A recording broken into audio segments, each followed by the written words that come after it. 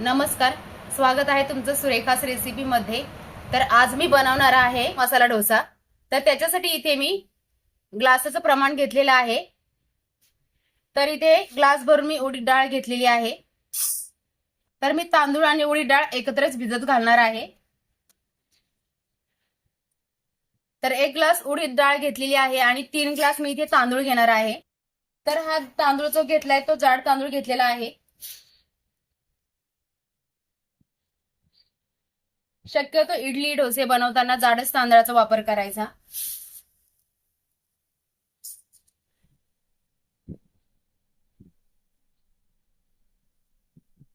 तर हे तांदूळ आणि डाळ मी आता 3 ते 4 पाण्याने स्वच्छ धुवून घेणार आहे।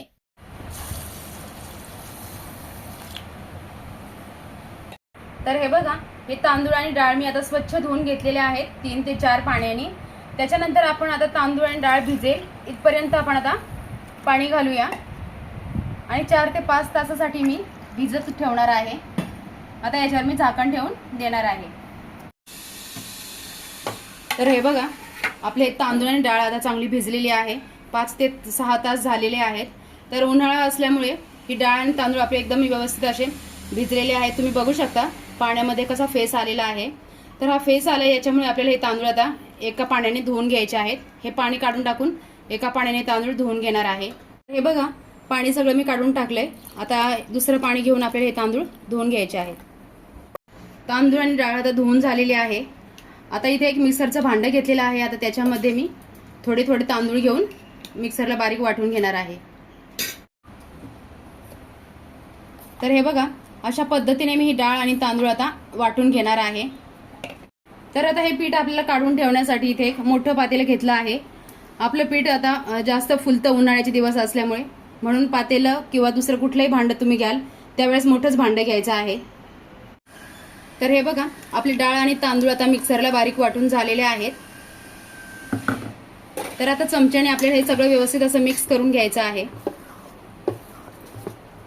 तर तुम्ही बघू शकता दाणेदार असे पीठ दिसतंय। पूर्ण मी असं एकदम बारीक नाही केलेलं, थोडंसं असं दाणेदार ठेवलेलं आहे। याच्यामुळे डोसा जो आहे तो कुरकुरीत तयार होतो। तर याच्यावर मी आता एक झाकण ठेवते आणि झाकण ठेवून आपल्याला हे पीठ 7 ते 8 तासासाठी ठेवायचं आहे, म्हणजे पीठ आपलं चांगलं फुलून वरती येईल। तर हे बघा, हे पीठ मी 5 ते 6 तासासाठी ठेवलं होतं। तर तुम्ही बघू शकता मस्त आपलं हे पीठ आता फुललेलं आहे आणि छान असं फुगलेलं सुद्धा आहे। तर आपल्याला हे सगळं पीठ आता व्यवस्थित असं मिक्स करून घ्यायचं आहे। पूर्ण व्यवस्थित मिक्स होईल असं आपल्याला मिक्स करून घेऊया। तर मला आता याच्यातलं जेवढं पीठ पाहिजे तेवढंच मी घेणार आहे आणि बाकीचं पीठ मी फ्रीजमध्ये ठेवून देणार आहे। तर मिक्स करून हे पीठ आता मी बाजूला ठेवते आणि आपण इथे आता बटाट्याची भाजी बनवूया। मसाला डोस्यामध्ये जी भाजी असते बटाट्याची, ती भाजी आपण बनवणार आहोत। त्याच्यासाठी इथे मी 3 मोठ्या आकाराचे बटाटे उकडून घेऊन बारीक असे चिरून घेतलेले आहेत। तर आता आपण भाजी बनवायला सुरुवात करूया। तर इथे गॅसवर आता कढई ठेवलेली आहे। कढई गरम करून घेऊया। तर कढईमध्ये मी आता 2 चमचे तेल घातलेलं आहे। तर सगळ्यात आधी इथे मी आता मोहरी घालणार आहे 1 चमचा। तर मोहरी तर तडतडायला सुरुवात झालेली आहे। त्याच्यानंतर जिरे, तर जिरे सुद्धा फुललेले आहेत। त्याच्यानंतर कढीपत्त्याची पानं सुद्धा फुलून वरती आले। त्याच्यानंतर मी लसूण ठेचून घेतलेला आहे 7 ते 8 पाकळ्या। तर त्या सुद्धा आपण थोडासा रंग बदलूपर्यंत परतून घेऊया।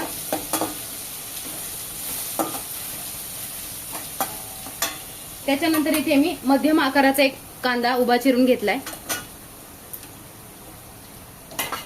तर तो सुद्धा आपण थोडासा हलकासा रंग बदलून घेऊया।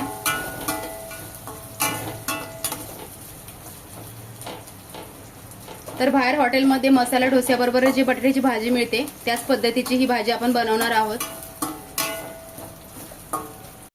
तर कांद्याचा सुद्धा हलकासा रंग बदललाय। तर याच्यामध्ये मी आता लाल तिखट घालणार आहे अर्धा चमचा आणि पाव चमचा हळद। मिक्स करून घेऊया। त्याच्यानंतर आपण ही उकडलेली बटाटे घालूया। गॅसची फ्लेम पूर्ण कमी करून ठेवलेली आहे.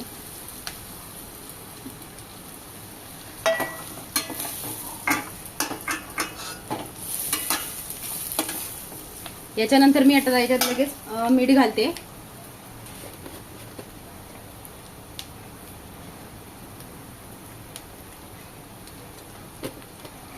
मीठ घातल्याच्या नंतर व्यवस्थित मिक्स करून घेऊया. तर तुम्ही बघू शकता एकदम हॉटेलमध्ये मिळते त्याच पद्धतीची आपली ही भाजी आता झालेली आहे. आता भाजी व्यवस्थित मिक्स करून घेतली आहे. त्याच्यानंतर आता थोडीशी कोथिंबीर घालते आणि थोडंसं आपल्याला त्याच्यामध्ये पाणी शिंपडायचं आहे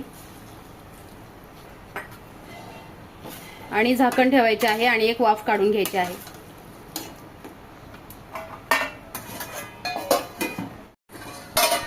तर हे बघा आपल्या भाजीला आता चांगली वाफ आलेली आहे. तर आपली भाजी आता तयार झालेली आहे. तर आपण आता मसाला डोसा बनवायला सुरुवात करूया. इथे गॅसवर मी आता तवा ठेवलाय. तर त्या तव्यावर आपण थोडंसं पाणी शिंपडून पुसून घेऊया.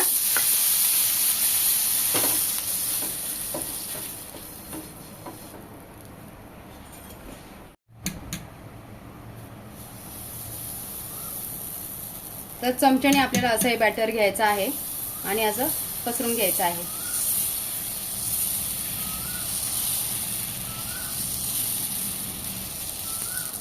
गॅसची फ्लेम मध्यमच ठेवायची आहे म्हणजे आपला हा डोसा जो आहे तो कुरकुरीत तयार होईल.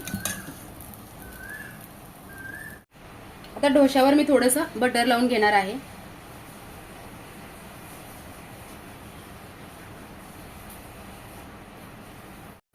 तर हे बघा आपला हा मसाला डोसा जो आहे तो सहज मोकळा झालेला आहे.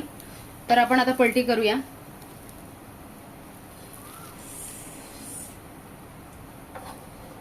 काढून घेऊया.